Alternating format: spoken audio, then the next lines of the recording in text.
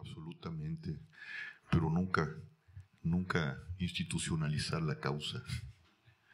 No, yo creo, no sé, no conozco más que un caso maravilloso, pero quizá solo en un pueblo así, es el de Václav Havel, pero es un caso excepcional para mí.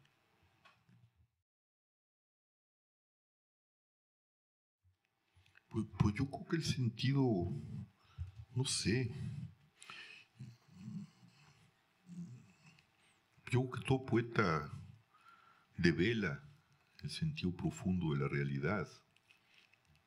En mi caso, creo que un poeta busca la sustancia y refundar la sustancia de las cosas, ¿no? Me gusta mucho la imagen del profeta hebreo, que siempre se confunde con un adivino del futuro, ¿no? Por la forma en que lo ha tratado cierta catolicidad o cierta cristiandad muy superficial, ¿no? Pero en realidad el poeta era el que le devolvía los significados perdidos a la tribu, ¿no?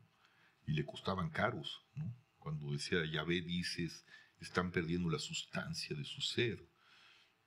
Y ese creo que ha sido la labor siempre del poeta, ¿no? Evidentemente una sociedad tan economizada como esta, tan bárbara, el poeta está en las márgenes, pero sigue teniendo en muchos sentidos el significado del etos de una nación. En el caso, yo siento que en mi caso, hablando del movimiento, cuando yo decía soy la voz de la tribu, lo decía en serio, no como vanidad.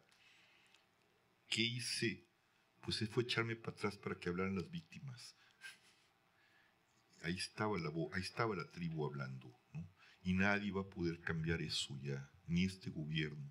Las víctimas se volvieron voz, humanidad, presencia, se empoderaron, ya no lo van a poder borrar, ¿no?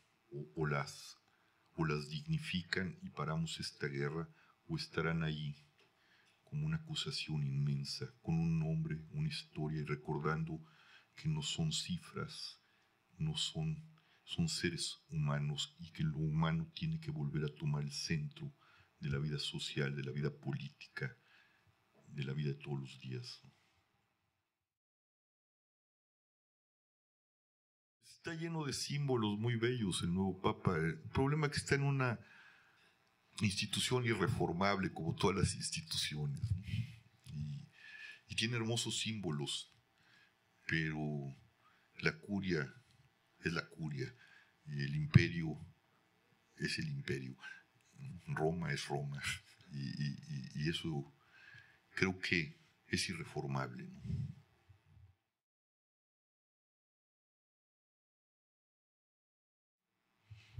Yo creo que lo que hemos hecho a lo largo de estos 2 años es ir al encuentro de las soledades de mucha gente.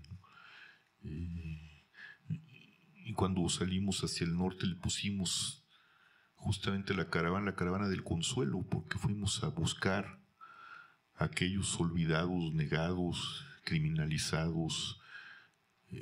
No solo les han asesinado a sus seres queridos, sino que además los habían criminalizado y despreciado.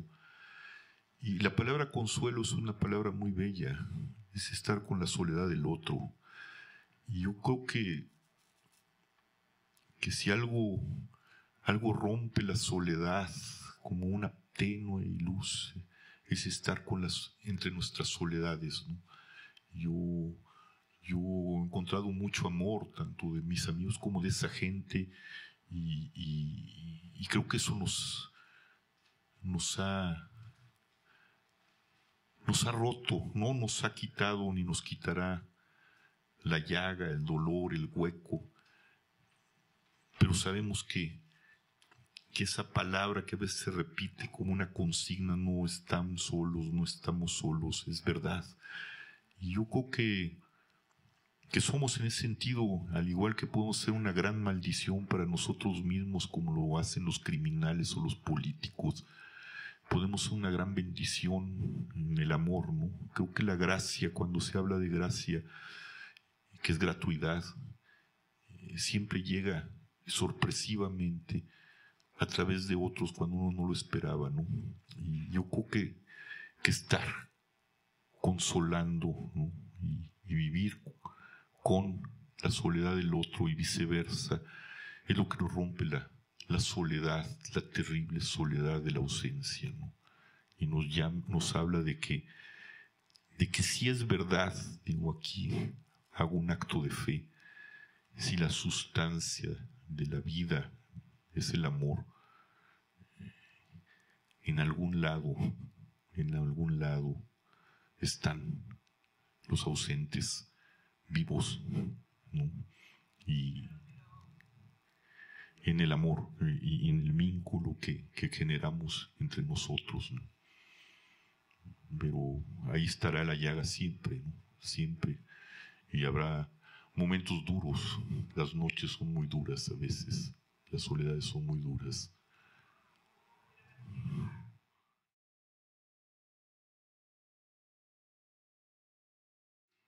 Pues el poema de mi hijo, el último, un poema que salió muy rápido y que no puedo leer.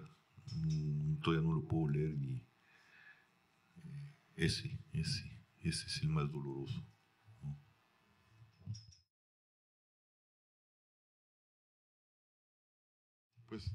Pues a mí me sorprendió la fuerza de los juarenses, ¿no? No imaginaba cuando yo dije, vamos a firmar el pacto a Juárez, que es el epicentro del dolor, como lo llamamos.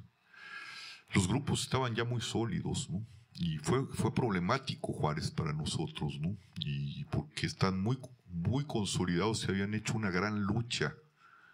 Y fue difícil Juárez, ¿no? Es decir, pero también fue muy hermoso ver a los juarenses que habían hecho una gran resistencia mucho antes que nadie, ¿no? Y yo creo que han dado una gran batalla, ¿no? Una gran dignidad, los grupos de defensa, una gran batalla por la dignidad, ¿no? Y por no someterse al horror, ¿no? Para mí fue una experiencia muy fuerte y muy dura, difícil, pero también muy enaltecedora, ¿no? Ver la fuerza de los juarenses y la dignidad de los juarenses, ¿no? Yo creo que el país les estamos muy agradecidos por la resistencia que han tenido que hacer, porque allí empezó toda la historia y se han mantenido en pie, ¿no?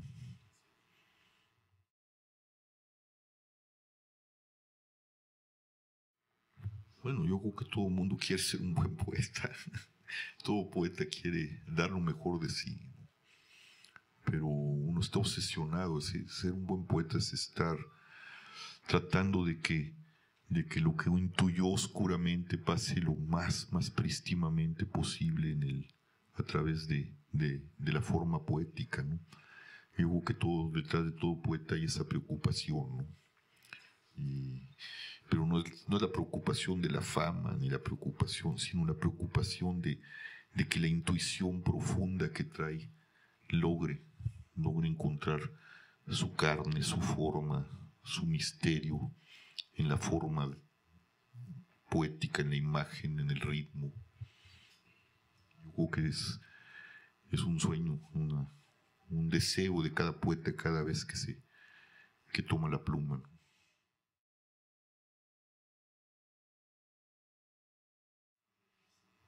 Pues no lo sé, su fidelidad al origen, ¿no?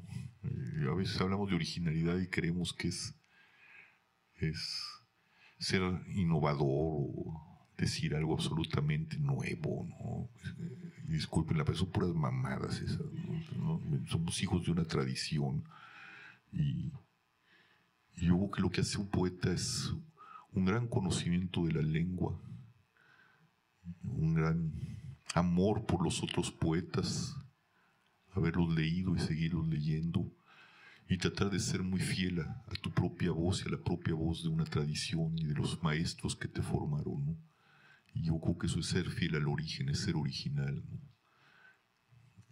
Y yo creo que ahí hay un buen poeta siempre, en esas fidelidades.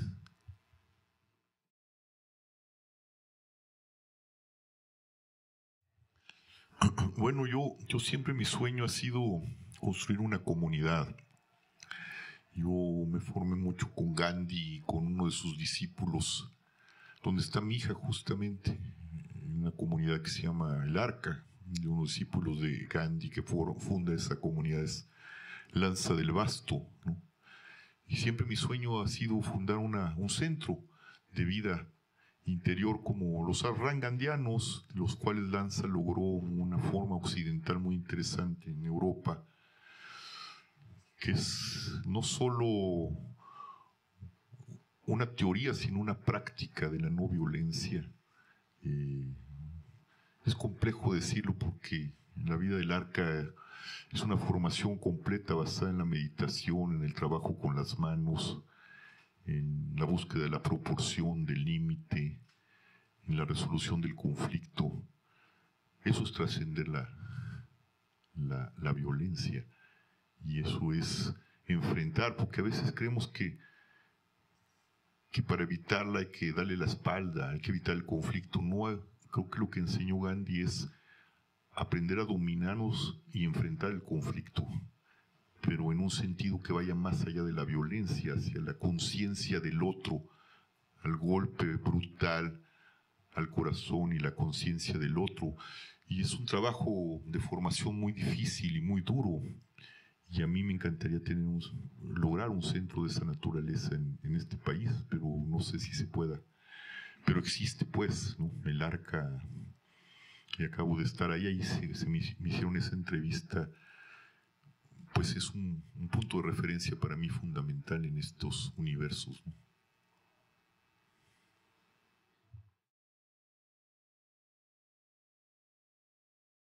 No, yo estoy de acuerdo. Yo creo que los poetas tienen que seguir escribiendo, excepción yo.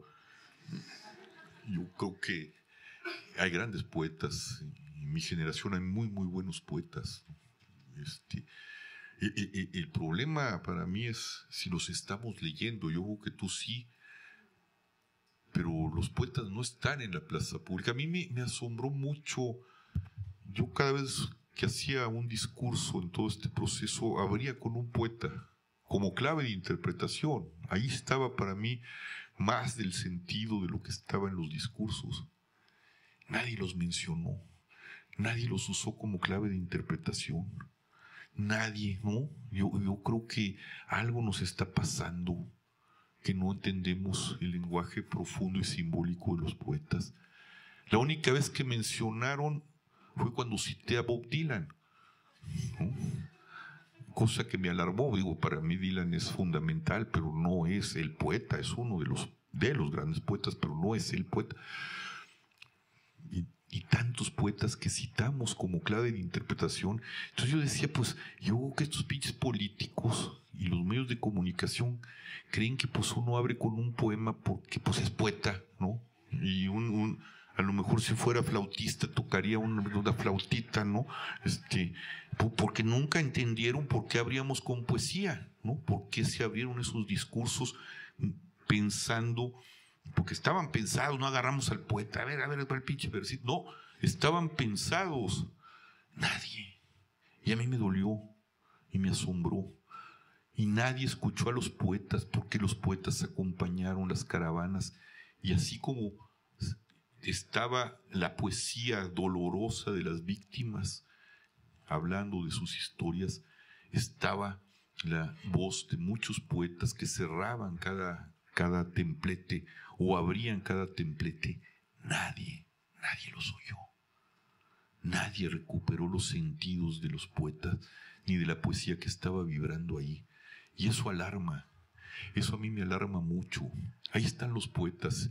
Y hay poetas de muy buen cuño, vivos, de mi generación, de las generaciones que vienen, de las generaciones pasadas, y no están sanando la llaga de este país, porque nadie los está oyendo. Sí es preocupante, ¿no? Pero ahí están, hay muchas voces poéticas, admirables, ¿no? A mí yo también sigo leyendo los poetas y muchos de mis poetas de mi generación, y para mí me siguen alimentando. Pero cuando un país puede tener estos niveles de horror, es que no estamos leyendo a nuestros poetas, no los estamos entendiendo. No sé qué hacer, frente a eso no sabemos qué hacer. pero ahí está.